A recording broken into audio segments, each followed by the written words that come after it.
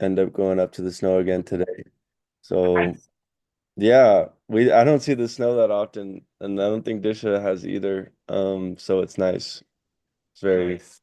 yeah. Hey, End up going Sean. up again today. How's it going? Good to see you. How are you? Are you smoky there? Am I what? Do you feel Oh smoke in Santa Barbara? no, because I've been in Arizona for like the Oh, right. past 2 weeks. Yeah, so I've been hearing about it, but I haven't seen any smoke. But I'll see when I drive back. Yeah. Hmm. So we'll see what it's like. You Yeah. in Arizona, you said? Skiing or Yeah. what? No, I've been with Disha in Uh, Tucson, and we just came up to go to Sedona and to the Snow and Flagstaff. So it's really nice. Sedona. Is that where the big trees are? Um, I Oh, haven't seen there's like really cool rock formations. hmm. So yeah, Okay. really nice nature. Cool. How are you, man? Been a minute. I'm good. Yeah, I would say I'm good. Relax. Um, been enjoying the nature a lot. So yeah, Are you coming to Edmonton for an event? I will not be able to know. Okay. However, yeah, I if anybody has been needing help with the setting up for the event, I can help with that, like with getting people there and whatnot, but I won't be able to make it this year. So yeah. Yeah, yeah. Cool. How's it going How with is the it rock? going? I'm curious, how is it going with Tisha for you? How is your relationship? Or It's Tisha? good. It's good, man. I would say I haven't experienced something so profound in the aspect that we can really work on things together. So it's really nice to be able to like have that, I guess you'd say, grounding aspect of like always being able to come back to, oh, where are we coming from in the things that we're doing?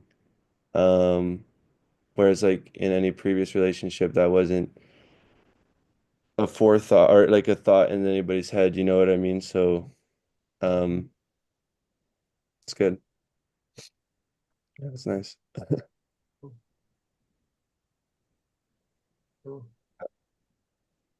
How's it How are going with the you?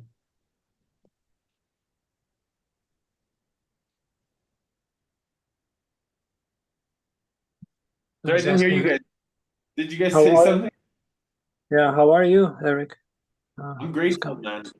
man. Honestly, lots of amazing discoveries. I had like the best day yesterday with this wise lady called Brenda Bastel. So just grateful for being able to uh have this amazing connection and deep discovery and it's so profound to observe the magic of Brenda and her family and her wisdom in the way that she chooses to show up. Uh, I love watching and observing like the relationship that she's cultivated with her beloved and with her children and it's just amazing. And I just really want to also thank you, Brenda, for showing up consistently. It's like you're such a beautiful and grounded mirror. And it's so funny because just before you jumped on, Brenda, like Shaw was talking about this power of his relationship with his girlfriend. It's so grounding for him. And it's amazing to see that in him as well. Like yesterday we had what a 20-minute, maybe a 10-minute chat, hey Shaw, and it was just so to the point and grounded, and you're just like it was magic, man. So yeah, dude, I'm feeling grateful, Sagitas. Like a lot of grounded people around me that are very excited, and I feel inspired every single day because it's like less talking and more just being in action and like creating and enjoying. It's really integrating beautifully. So Hey, And Kate. I would just say, hi Kate, just about yesterday, just for others, uh, and just the fact that Eric is Eric. He is just himself all the time. And so he was here yesterday, and Canada was here. And we had like a very powerful moment with my partner. And she was really challenging Eric, like big time. You don't know me. You come in here and you ask me these personal questions. I mean, she was really, and it was great that she could express it for one, because she was just expressing exactly how she was feeling in that moment. She was feeling that a question like, what are your goals? She sees that as a personal question at that moment. And so Eric, because he's just curious, he's trying to get to know her. She's not necessarily seeing it that way. She's at that moment, she's seeing as he's threatening, how dare him, like he doesn't know me, I don't trust him. Like you could see it in her body language, you could see it like in her face. And the day before, she had been talking to me about being more a part of like my other world, this world, like my work, I'm talking I'm on these Zoom calls all the time. It's like, she says she feels, well, I want to be a part of that or something to that degree. And I've invited her on the calls. I've invited her to Date with Death, or I've invited her to Business Mastery, but she's not interested, and I'm okay with that. I'm not trying to change her. And as we were sitting there, and I said this to her, I said, you want to be more a part of this world of mine. That's about 80% of my world right now. And they're sitting right in front of you. There's Kanda and there's Eric. And like she's basically pushing Eric away. But because she was in her head the whole time, basically until later, she was just in her head, right? Had a hard time going to this place, to her heart. So she could only see it from that mental construct. And it was somehow threatening to her. And I was just, amazed at how Eric could just sit there and he loves that kind of challenge. He doesn't, he stays the same. He stays totally the same. He is not, backing down necessarily. Like at one point she said, like enough already. Like, and at that point, and I'm sure Eric could probably elaborate on the story more than me, but I just kind of left, and Kanda left. And because Tracy had said to Eric, oh, and I want to talk to you about something. and so they were sitting on the couch. I don't exactly know the conversation because it was between them. But Eric was able to get her to soften up. Like she kind of relaxed because she had a problem with it had to do with money. And Tracy has a big like block about money. Money always comes up. She doesn't have enough. She, can't afford it, all of these things. And maybe Eric, because I don't know the exact conversation, but I think at the end, she realized you can trust, because I would tell her, I totally trust Eric and I totally trust Kanda. I don't need to know what Eric did in his past, because she's looking for, well, what are you bringing to the table? Because he's helping me in my business. And, to get me from being the operator to the owner. And for me, that's like everything, because that was my goal back in November. I've been to business mastery like 3 times, for God's sake. I'm still the operator, not the owner. So I knew like Eric could bring me to where I want to go. And so, of course, so for me, because I got to know him, I know the kind of I just trust him. I don't have, I didn't know, hey, Eric, what other businesses did you work for? I didn't care about that. I am going by the character. It's same as Kanda. Kanda doesn't have any experience in property management. I'm going by character. Like, this is the person I want, and she's freaking amazing. And so this whole experience with Tracy, like, for me, I feel she had a big breakthrough, because she still is holding a lot of grievances. She's still holding that stuff. She has a hard time letting go of the financial, the not feeling, loved. And I think just that whole experience with Eric being the third party, when she hears it from me, well, it's just not the same thing. She can't hear it from me. She's not taking it in the same way as a third party, especially because it started off like so intense.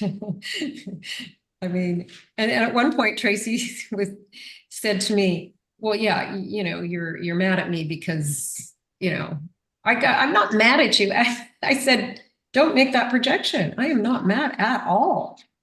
I am sitting here. I'm observing. And I called her out on a couple of things that she said. I said, you're projecting that, or that's not true. But again, it was hard for her to hear that. I had to kind of zip it up. Eric was able to get her to, like, I would say he got her a little closer to her heart by the end of it. She got out of her head, and that wasn't easy. That was a challenge. And so basically what I'm saying is, Eric, that I totally have a lot of gratitude for that. For you just being there. You just stayed there. You stayed there. It's kind of like, it was like Tony when he does these, transformations of people.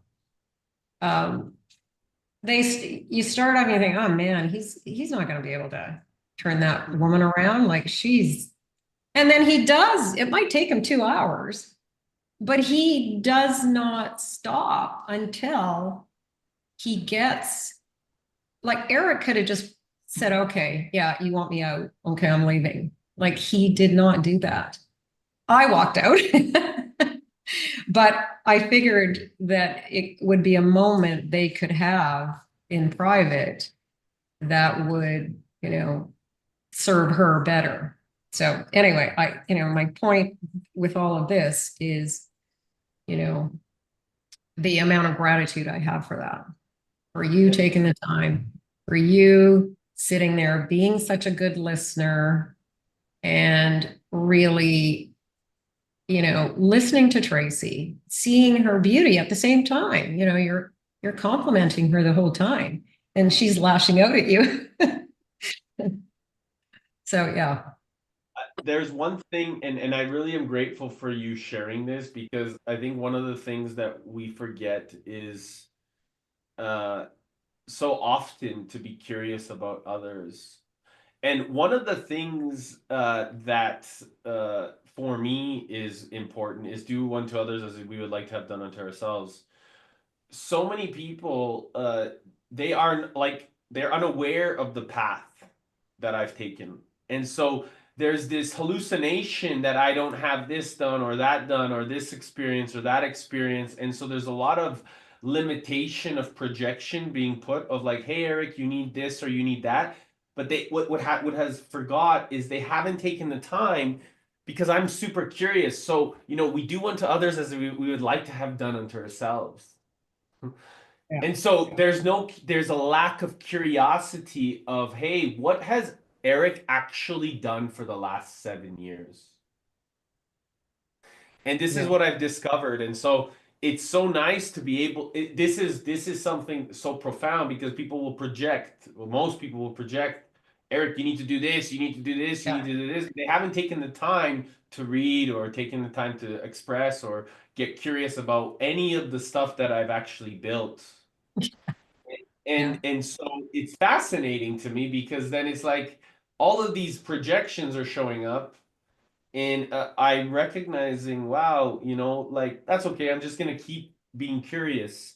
And this was the thing that I really discovered: the power in Tracy's integrity is so beautiful, Brenda. And by being curious about how much she wants to serve you and take care of you and protect you and love on you was really all she wanted, right? Like she just wanted that amount of integrity. And it was beautiful to exchange that deep emotional energy with her, because she really, like, she loves you. I mean, not, this, but Mhm. and so many of us, we that fear of loss of love, less of love, or never be able to be seen by love is really something that I believe all of us kind of go through. So thank you for sharing this. It means a lot. It means a lot. Yeah. Well, and like you sat there and she's like, what have you been doing for the last 5 years? And and like projecting, oh, traveling. How did you afford that? How did you pay for that? Because that's her thing, right? Projecting it onto you. She's like, oh, I can't afford it. I can't afford to go traveling, even though that's what she wants to do. And she's looking at you and going, well, how can he afford it? What has he done? What? And I mean, it was fascinating to watch. Like I could see what she was doing, and you were just being there, Eric, solid, knowing who you are. You don't need to justify a damn thing. You don't have to justify, what you were doing for the last 5, 6 years. Tracy's thinking, oh, it sounds like, you're 50 with all the traveling you've been doing. It's like, right? Because you were naming all the places you've been in. She's envisioning you've been traveling for, you're older. You're 30, because she asked you how old. I didn't even know how old you were, right? I didn't really care. It wasn't all that important, but she was putting all of it, like, this is how the minds can work. Oh, he's 37. Oh, how did he travel to all these places? And instead of finding out why were you traveling to, you were trying to find yourself. You were like, that's the really interesting story. That's the fun story. Anyway, powerful. Yesterday was very powerful.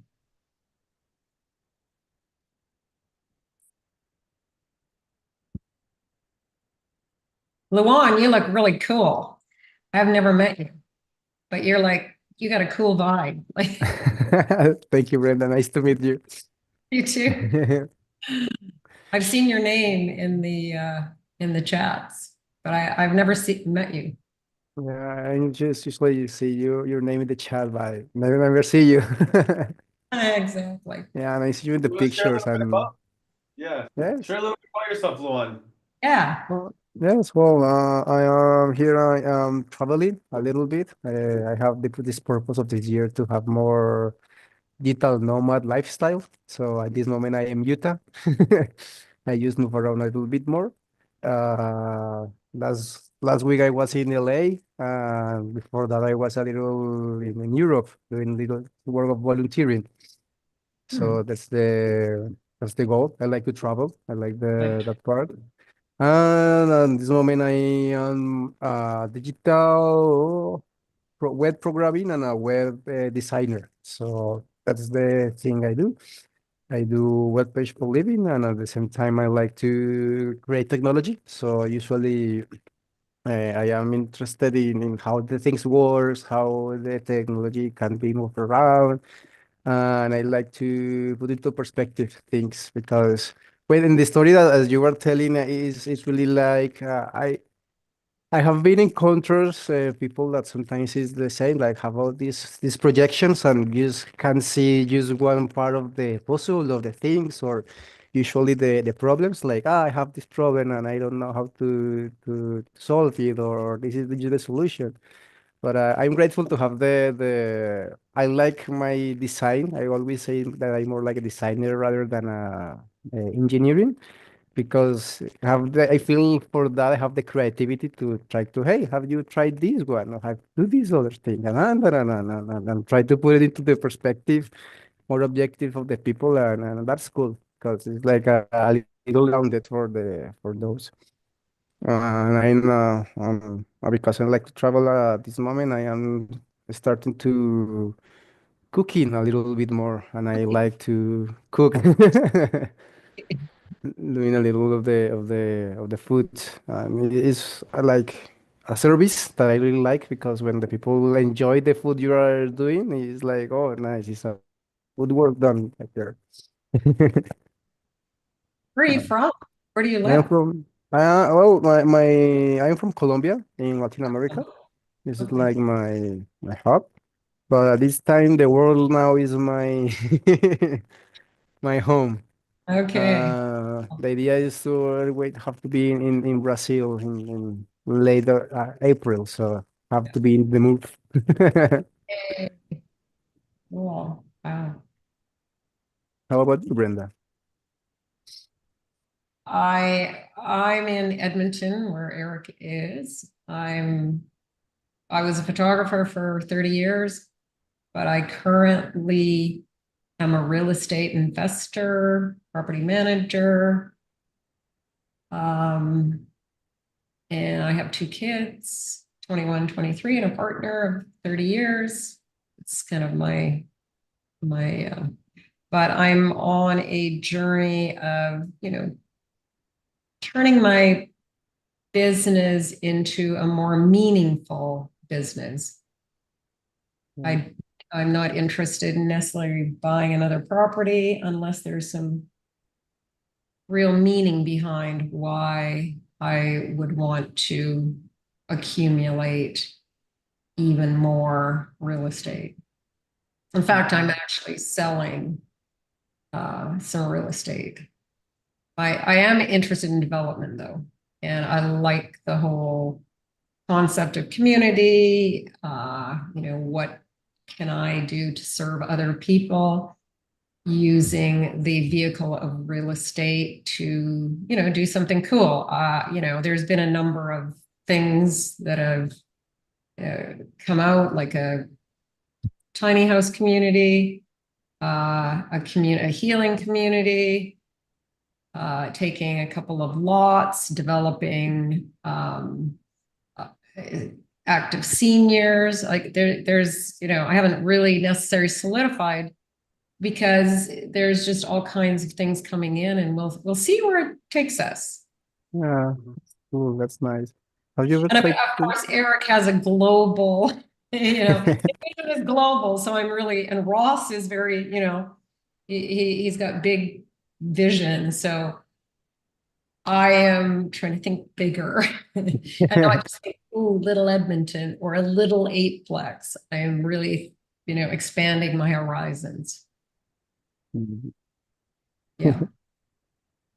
Expanding the horizon is important.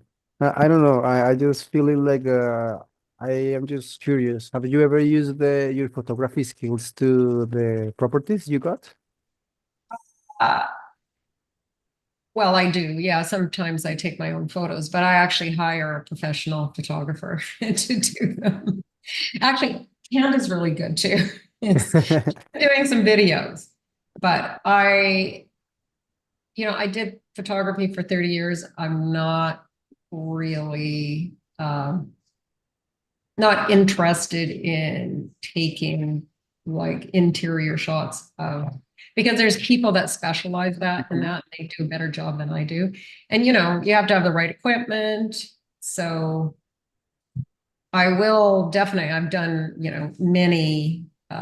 many real estate shots, but like there's other people, like we just hired somebody and it's like, these are amazing. The works pretty well. Yeah. Um, because and I like art, so what type of photography did you like to do? Like more portraits or? People. Yeah. I did people photography. I started doing fashion photography like 30 years ago. And then it just morphed into, weddings and portraits. I love portraits, commercial. I mean, I've also, shot for big malls, their catalogs.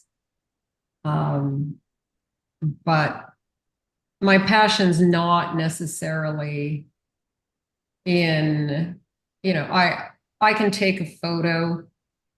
I usually do a calendar every year of the family. That's more of my passion right now is to uh, take photos of what's happening in my life.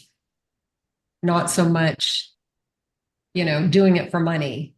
Yeah, And I've yeah, always had, I've always had these projects I've wanted to do that I have, because I was so consumed with my business, I wouldn't make the time for it. So, maybe in the future yeah.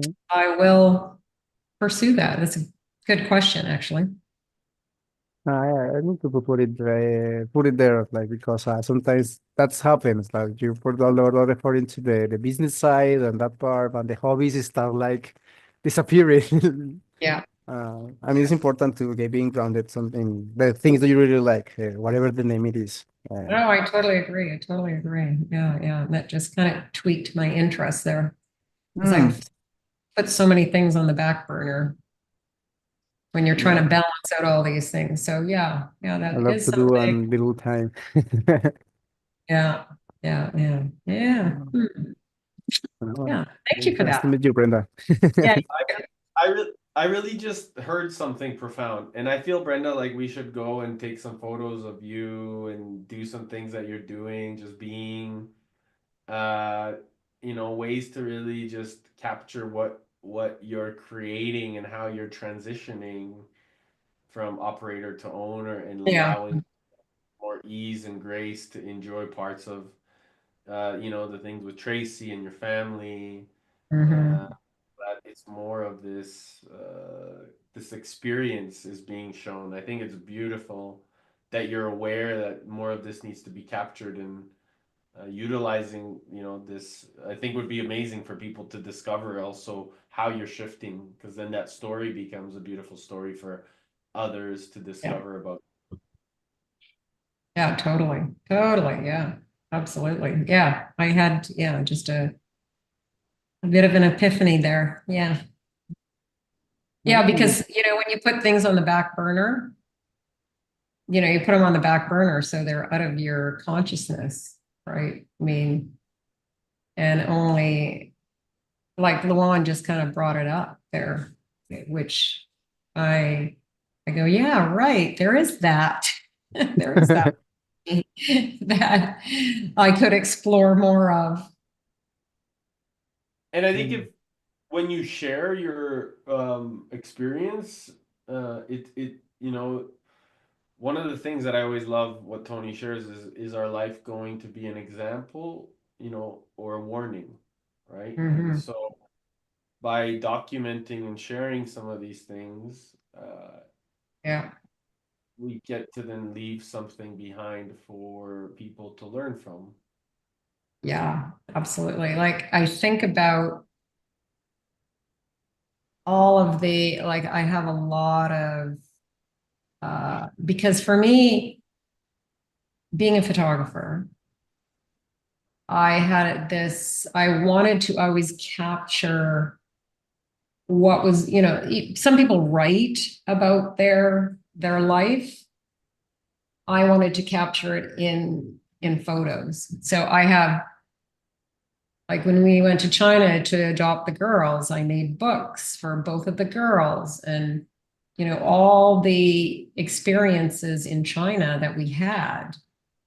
And we like that's like a very, very important thing. Like that, those memories of when we were there, when we first met each of the girls.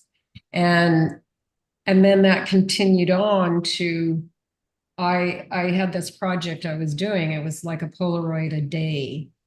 And I would take, and this is when Polaroid was like, I had a Polaroid camera and I loved because it was quick, and I would do a Polaroid a day. And I did that for, I don't know, a couple of years, maybe longer. That's probably more like 5 years. And so I have these books of all these Polaroids I would take, and I would do one every day. It was right. It was kind of a daunting, well, it wasn't a daunting, it was just more of a natural. I just kind of did it. And I mean, some of these Polaroids, like I have books of them, and it's just fascinating to go back and look at, oh yeah, that's kind of what we did that year. That Polaroid documentation turned into calendars, once the digital thing happened, right? And it was harder to get this Polaroid film, and it was expensive. Like it was very expensive doing that because Polaroids were not necessarily cheap.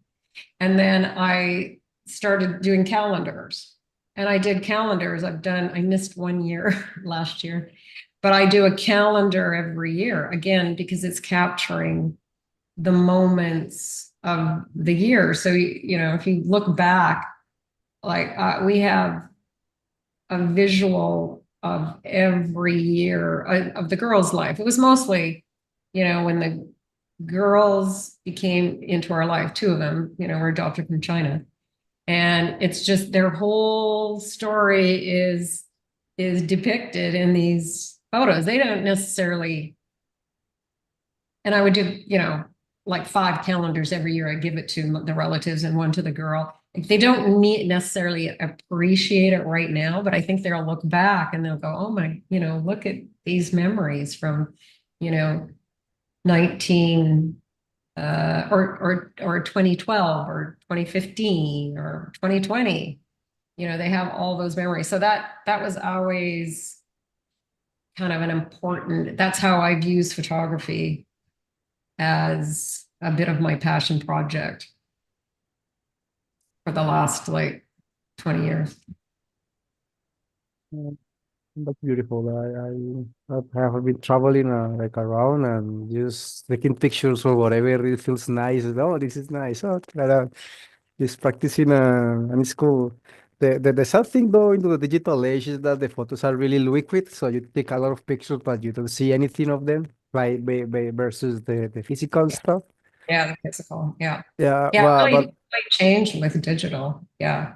I had a dark room. I would print stuff like their books from when we adopted them. They are all black and white, printed in my dark room, right? They're totally different than now how, digital it is what it is.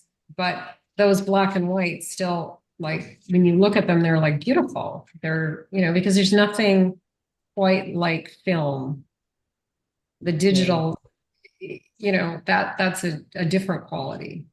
And I use it now because it's easier and I don't want the chemicals from the dark room. There was years and years in the dark room with, really toxic chemicals.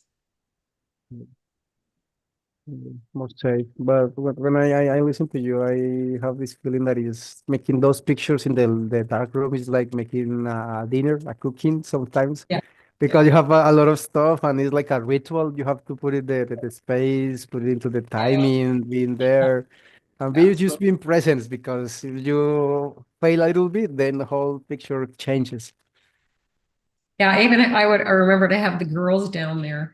They'd be in the dark room, watching the images coming up, and they would, take one picture and put it like in each of the chemicals that, and Lucy has always wanted to, like, Lucy is fascinated by all my film cameras, right? I have so many I have Leicas and Hasselblads, and I have, when I was in photography, it was just like the amount of equipment that was required and how it changed so much over the years.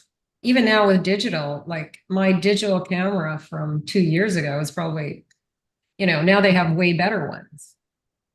And but still, like the old Leicas, those are like beautiful cameras that, when you want to do artwork, that was kind of what you would use a Leica, which is, and I still have the thing, but what am I going to do with it? I don't know. It's a sentimental value. But I think just that whole, like, so it's, now it's digital. It makes it easier. There's no chemical problem. I think over the years, being in that dark room was not necessarily great for my body. Right. My brother's a painter, and we both have neuropathy in our feet. And, my brother, who was a painter and still is a painter, is always around those toxic chemicals. So, one of the reasons I don't go back in the dark room is for that reason. And I wasn't wearing masks, back then you weren't thinking about that. Well, now you can think about that. Now I can think about it. Now I know. you can still take great photos and you can turn them into black and white. It's just way easier. Yeah. Right. No, English is more easier. I don't know. I remember I knew this girl in Madrid that was trying to do film the 35 millimeters photos. Yeah. With his he just have one and he was saying, hey, I just want to take more pictures and like being there. I don't think she was having a dark room. I feel she was paying for the services, but at the same time was really trying to put the effort to take the pictures with the 35 millimeters. Yeah. More classic stuff. Well, and you can still actually take photos on 35 millimeter and you send them to a lab, right? They'll do all the work. But I still have that dark room downstairs. Sentimental value. There. Yeah. Oh, that's cool. I'm curious if Lucy now, because she's also a videographer, right? Videographer? Who? Lucy? Or was I mistaken? Oh, yeah, no, she's not a videographer. She was working on a short film at school, and she was more the director writer. Cool. But she was bringing all my equipment, right, to help on that shoot. Yeah, and she loves that kind of stuff too. No, but that's cool. That's the art of the director. I don't know how to feel it, but use this one. I know this is cool. Yeah. She's bossy, so she'd be a good director. Yeah. She has no problem telling people what to do. Yeah. How to do it? Yeah. And how to do it. Yeah. Yeah, that's its type. Kate, your hair looks amazing. I was just gonna say that, Kate. Yeah. You look like you with that hair. Oh, thank you. Yes, it's down, but I had to brush. There's a lot of hair. It's painful. It's painful, but it's painfully nice. Yeah. It's Friday. It airs down on Friday. Yeah, yeah. Oh, I've loved listening to your I was thinking when you were sharing, Brenda, about the fact that you're a photographer for like 30 years and that we've spoken. This connected me back to actually what you were talking about with Tracy earlier. The fact that she was so keen for like these tangible, literal, to understand these tangible, literal things about Eric or about like people, like how we all, well, sorry, no, let me not speak for myself, like how we all often, like, it's a way of kind of us understanding somebody in time and space. And I think on these calls and in this group, what is beautiful, but what tests are like how we traditionally meet people, is that we often don't know. Like I knew nothing about you being a photographer, and we've spoken maybe like what, I don't know, 5 times or something. Yeah. And I was just thinking about that when I first came on this call, I was like, I want to understand what this is and who these people are and what do these people do and where did these people come from and how did they get together and how are they who knows who already, who's meeting up with, all these very like literal, tangible things. So I kind of understand Tracy's like yearning for like like to contextualize everything, and particularly when the way that somebody lives, like there's lots of, as I understand it, like quite nomadic people or people with like nomadic lifestyles here, or certainly there's not many people like working a 9 to 5 in this group. I'm sure there is as well, but and so I do understand that yearning to like, let me put everybody In a box. in a, well, yes, in a box to a certain point. That's their comfort zone. It's kind of comfortable when you know, oh, what's their work, they're going for, yeah, and you nailed it, Kate, because that's the kind of person Tracy is in general. Like she's very like analytical, and like if she can figure out Eric, not the esoteric Eric, but Eric, how do you make money? How do what do you, like, what's your background? What did you do? What other businesses did you work for? Like all this stuff that I didn't need to know because I already trusted him. But for her, because she's still living a lot in her head, because that's head stuff, right? All this stuff, we want to put people in a box. That's because we're using our head, not our heart. We're not going for my heart. I understand Eric.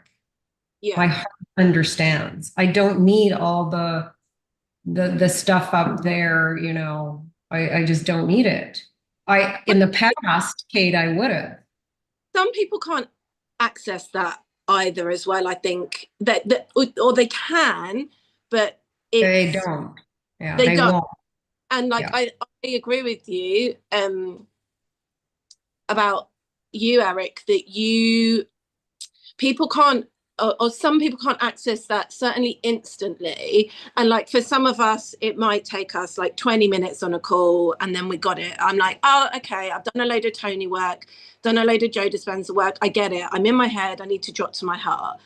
But if you've done none of that work at all, like you're not even on, right? So that's why maybe it's like 2 hours with Eric, or maybe like 20 years with somebody else. Like, that's right. That's right. That's right. Like holding space for all the different ways that we come into the community and come into like this personal growth, self-development, spiritual awareness, like space, like trying to hold space for all the different ways that people come in. So I was listening intently because I was like, I can identify with like all those different positions. I can really identify with like being, it's not a great word, but being quite basic and just being like, no, tell me exactly what you do on a day-to-day basis and what you've done in the past. And then I can get some kind of grounding. I understand. But also I love the fact that I don't know that much about, in the group necessarily, about what people's past were, or even what they're doing. What were they doing like 20 minutes before they came on this call? I love that as well. And the combination is beautiful actually, because then what I heard is I was like, oh, do we need to know these literal things about Brenda's past, you know, that you're a photographer or what have you? But then what was really beautiful is that by bringing that in, you also had some like insight, or I don't know, whatever the right word is. Insight. You had some insight. And so it's so, for me, beautiful, like how we can put all these pieces of the puzzle together, the literal things, the ethereal things, the esoteric, the like totally intangible, the heart stuff, the head stuff. And in this Zoom room, in this digital space, it comes together and all makes sense. Exactly. And So yeah. sorry. Hey, can you answer my phone for me? You talk. And Eric, yesterday, it's so funny that you brought up the golden rule today, that, you know, treat others as, do unto others as you would want them done unto you. Because I was listening to a podcast yesterday about that with a reframe, and I'm interested to know your thoughts on this, because the way that they were talking about it is a kind of an elevated reframe of the golden rule is like, treat others as they would want to be treated, not as you would want to be treated. And I was kind of like thinking about that. Oh. So what were you thinking? I was thinking, my initial thought was, I like that. That makes that sounds good. That sounds like you're putting the other person as a priority in the interaction, and you're really thinking about them. Like when you think about love languages, thinking about their love language, not your love language, because that's what can cause all kinds of relationship issues when you're trying to show love in the way that you would want to be loved, but you're not thinking about, or you don't necessarily have the awareness of the other person. And I was just wondering, like, when you hold space for people and you're listening and you have a lot of patience, like, is that kind of what you're doing? I'm sure it's much more of a heart thing, but are you kind of trying to gauge what's best for them? Like, how is this interaction going to go back? Like, basically trying to understand them. Is that kind of what you're doing? Yeah, so great question. Thank you. The discovery of another person's map of the world, I'm genuinely interested in the way they see the world, they observe the world, their experience of life. Yeah. What my curiosity is I'm discovering their soul's journey, what their passion, what their purpose, what they see. And the reason for that is because what I'm hearing is something even more profound. I'm discovering the ways that they're communicating, not just in what they're saying, it's how they're behaving. So yesterday when I was observing Tracy's eyes or the way her mannerisms are, I'm observing what's really congruent and incongruent. And therefore I can ask even more quality questions, because the quality of our questions determine the quality of our relationships. And ultimately, my question with myself was very profound since a young age. So the reason that I say the golden rule is even more profound than the version of it that you shared it, at least from my perspective, is because to know thyself is the ultimate gift. And when I get to know myself, I can ultimately understand the depth of our relationship with something greater than ourselves. And so what that offers to me is then treat others like what you said was treat others as they would want to be treated. The thing is if I do to others like I would like to have done to myself, I can make that more of a personal relationship. If I am, then I'm asking what I would ask myself. If I'm treating others as they would like to be treated, that presupposes that I already know them. That presupposes where I don't. I have actually no awareness of their experience of life. I have no awareness of their, I'm projecting a perspective that I don't necessarily understand or could walk in their shoes. But if I do unto others from my experience of life, based off of knowing myself, because I'm curious enough about my own experience of what I've done, then I could be absolutely curious and go to the depths of discovering their map of the world so that their real consciousness can emerge. Whether it's unconscious or not doesn't matter. However, we can hear the physiology and the focus and the language coming into complete congruency by being willing to be present with them. And it's the presence, right? So a person without no patience has no faith. So it's in that presence of patience that we discover the faith of recognizing the mirror, if that makes sense. Yeah, it does make sense actually, and I like I like the way that you've just described that, because I guess when I took the golden rule literally, like do unto others as you would want done unto you, if I was too in my head, I'd think, well, that it doesn't sound it sounds almost like selfish in some ways, but the way that you just framed it, that really that's all we can do, because that's all we know. We otherwise it's we're projecting what we think, how we think the other person might like to be treated, or how we think the other person might like to be spoken to. So I do understand. Yeah. Mm. Yeah, I'm glad that the golden rule came up today, because I was really thinking about that last night. Yeah. So can I say something in the plans? Okay. First of all, nice to meet you, Kate. I feel that we have been a meeting as Brenda. Yeah. Um, I like the golden rule as when Eric was saying. I was thinking about that. Could be a little selfish, but it's not a problem because sometimes you are not them, and that's important thing.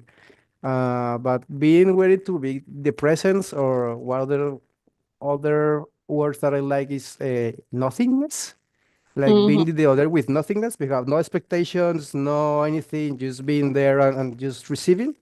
Mm-hmm. When you use just conventions, or how do you like to treat them, if the people doesn't like, usually they told you, or you see them into the body language, whatever, and then you can start like mapping out a little bit of how is the treat for the other persons and being like there. But again, with no expectations, you seeing, just being there and trying to figure it out. And if you do something that you will like, but the other person doesn't like, that you can start like mapping out bigger and bigger those little details.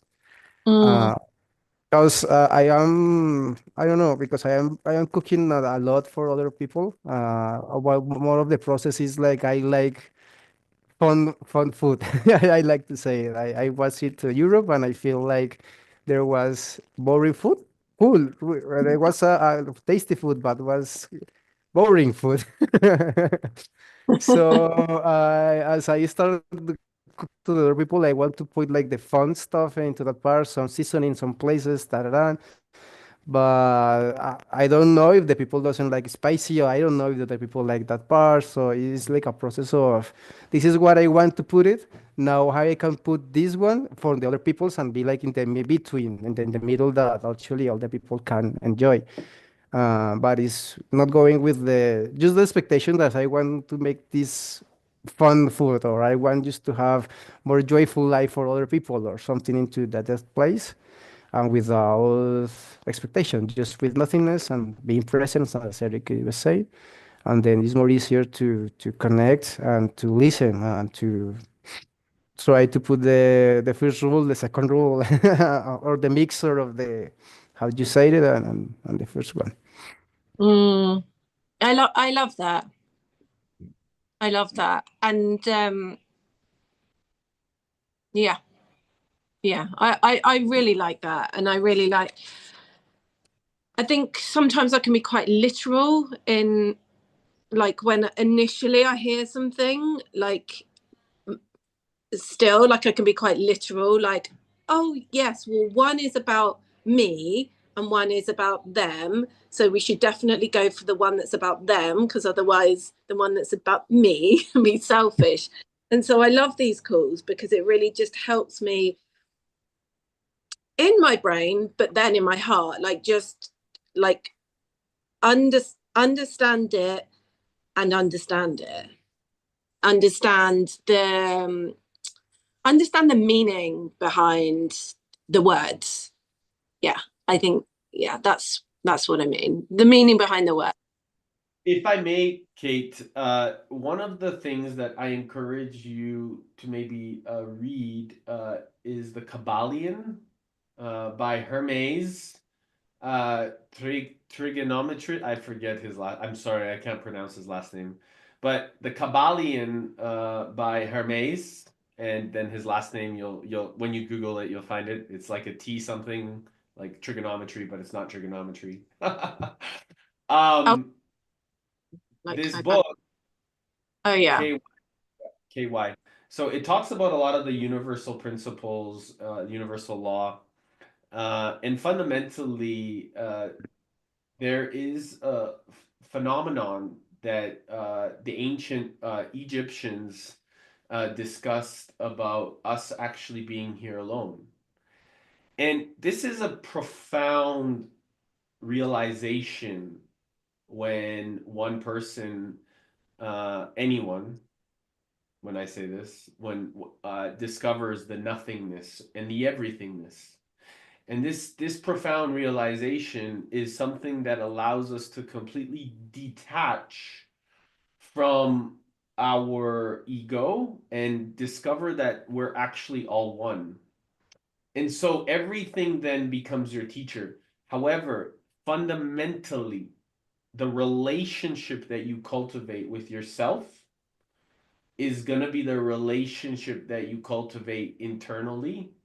And as a result, the external reality of your life will start to mirror back at you how you feel from the inside out, not from Yeah, the outside. yeah. So Do you know? this is why treating each other's how they would want to be treated is still from it's not something that is taking full ownership of your autonomy, of your sovereignty, of your direct connection to our beloved. Yeah, and I do have a tendency to where I know that the work that I need to do is on the relationship with myself. I maybe I find it easier, or maybe it's more natural for me to feel like I'm going to work on my relationships with other people, like with my husband, with my kids, and da da da da da. Even though I know, I have a deep knowing that the more that I work on the relationship with myself, and if you like, I don't love the term self-love, but you know, that's what's going to impact all of my relationships. So will be much more profound than me directly trying to work on like one specific relationship. So that's a good catch, because that just reminded me, again, I'm reminded several times a day that this is about relationship with myself, really. And probably the book will also bring me to that realization as well, if it talks about, you know, they're just being like, essentially you're alone. But I'll read it. When you're done that, tell me, and I'll point you into some even more depth. So yeah, there's lots that can be discovered, and again, you know, this is built off of so much other knowledge that has come way thousands of years before us. So, you know, this wisdom comes from the great teachers that have walked this planet before us, that have left a path of symbolism and connection so that we can continue to stand on their shoulders. And this is my biggest curiosity. I think I mentioned to you before, is to continue to pay attention to the symbols and the teachings of our great ancestry, because as a result of understanding that, we can communicate and inform the next generations with even more integrity, magic, curiosity. You know, like this magic that we created, I have to say, the meaningful action with grace, integrity, and curiosity, I keep using it on every call, and I really love it because it really does show up in everything. And I'm grateful that we had the opportunity to work on that with you. And I'm loving it, and I think it. Yeah, I mean, it's a great. I don't know, a mantra, whatever you want to call it, for any group, any company, life, individual. So yeah, I love it as well. yeah, it's a life philosophy. Yeah. What I wanted to say just very quickly is, I do have a lot of knowledge about yoga and lots of philosophies, and I really believe it. I'm pointing to my head because it's the point that I'm making. Like, what I'm interested to know from the team, what do people do to take that from here to here?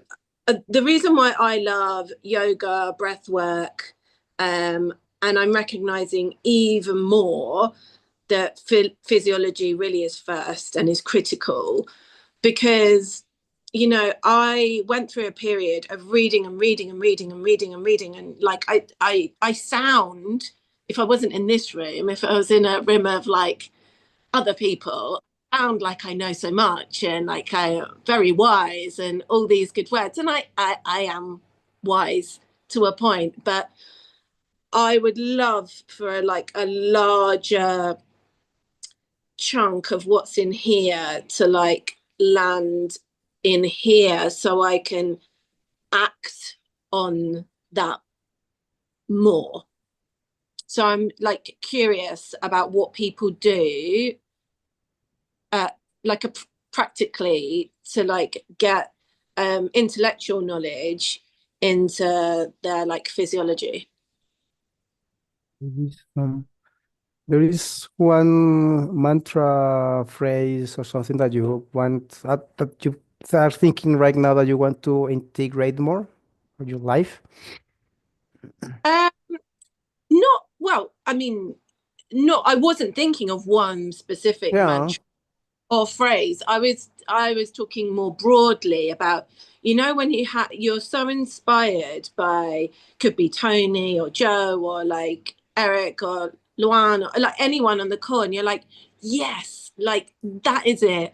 That's like one of the keys to life, and you take it in here, and then you don't quite bring it to your life. You don't bring it to your body. It's not locked in.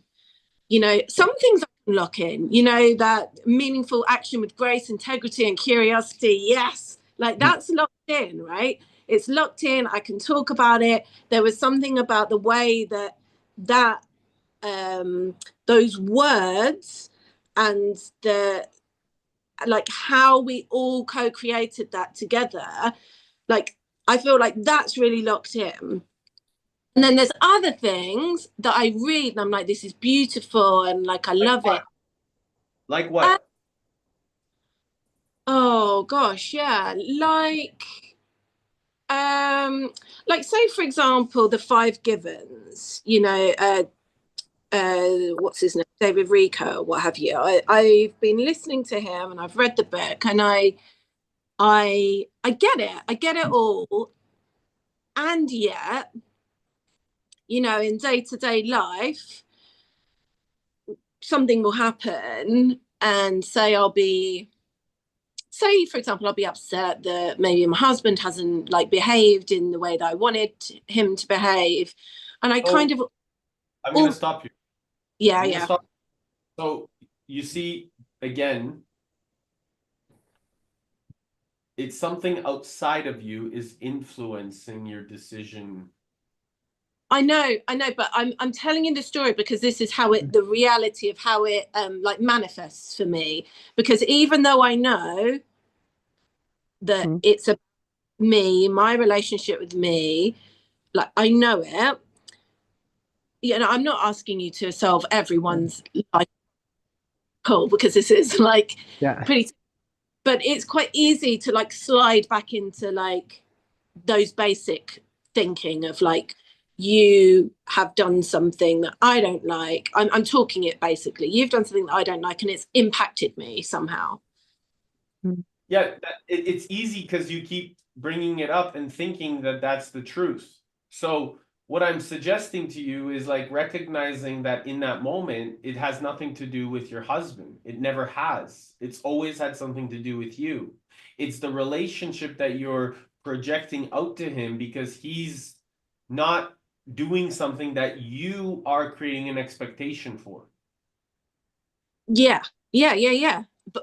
So whatever is challenging you. So yoga, by the way, is about our behavior of exemplifying and stepping into. So if we use our life as yoga, life is yoga.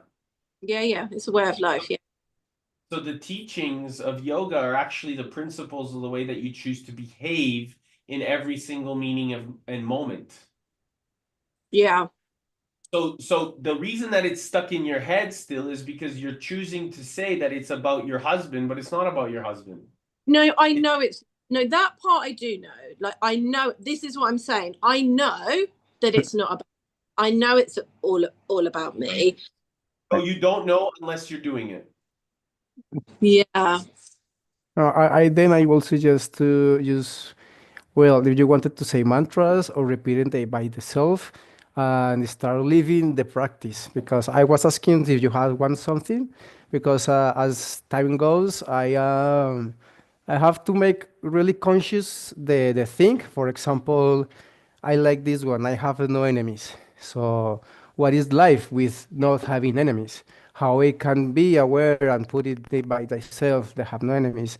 And it's a mantra in myself because sometimes you have to remind me consciously this stuff day and day and again and trying to live with this practice. So how is not having enemies? I shouldn't be angry. If I angry, it's not the problem of him because I have no enemies. So it's for me.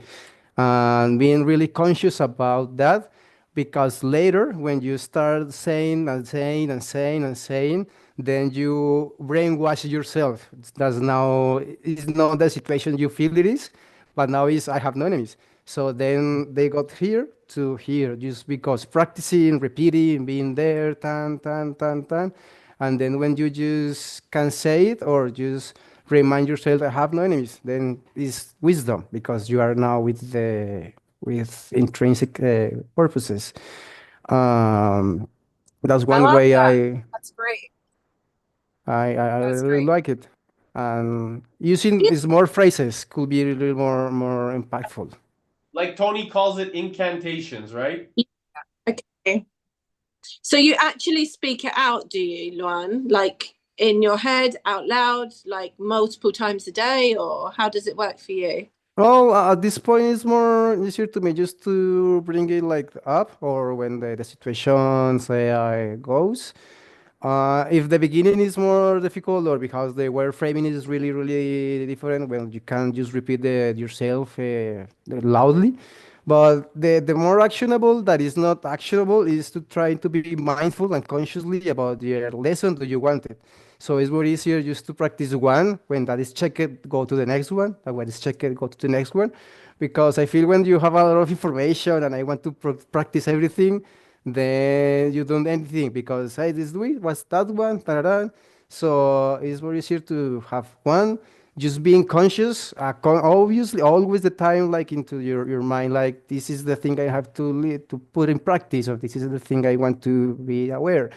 And if you, is it for you is more easier, for example, to do the mantra in the beginning, like the affirmation stuff, or in the late night or whatever, just do it.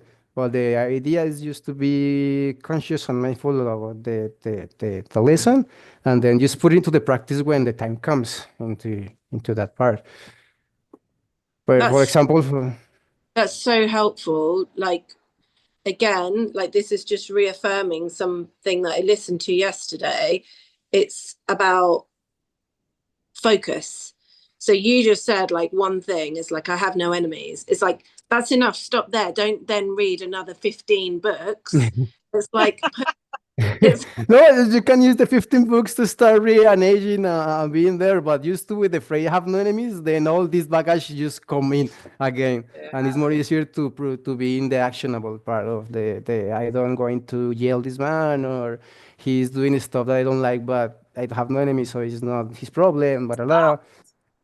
That's so beautiful. I love that. I love it. And it's I'm being really open now that I am aware that I'm avoidant of taking action.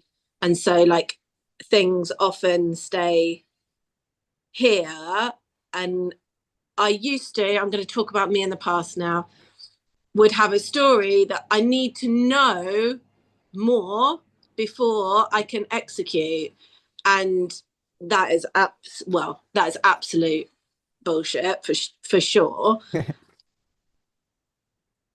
And so focus. And actually that's the whole part of like the first part of magic, meaningful action. Like meaningful action, I don't even need to go to the second bit. Just take meaningful action, like yes, with grace, integrity, curiosity, but meaningful action, meaningful action, meaningful action. That's what I need to take. No more reading. I will buy this book. And use the baggage for your knowledge, yes. The other thing that I really helped me is with the curiosity part. Usually we have the same questions, and because of that, we have the same answers. And usually the questions that we used to do is why did this happen to me, or the reasons why this happened. And if you, for example, say why this is happened to me, you got a lot of answers, but no one is a solution. There are causes of the cause why this has happened to me. But if I change the word of how I can change this to not happen anymore, you have a lot of new answers that are actually coming by with the curious, because sometimes we got the same wireframes and we make the same questions, and because of that we have the same results, and then they just ingrain it into the mind that this is the way. But if you are curious to say that's really the way, there is not other stuff, all questions that can be, there is more easier to start like wireframing a little bit more. Luan, I love that you've brought like software engineering into this, like wireframing. I love it. Yeah, well, that's how our brain works a little bit, just for repetition and repetition. So if you acknowledge that, it's more easier to just to don't use the whys and rather just go for the action part. Yes. Yes. Thank you guys, as Thank always. you, Luan. Thank you so much for your brilliance. Always appreciated having it here, man. I'm grateful for you. Yeah. Easy to see and observe, how much magic is coming through you. I love it. I love watching it. So Thank you. I love being here. Really yeah. beautiful community. Okay, everybody, I'm gonna call it a day. We'll see you guys Thank you.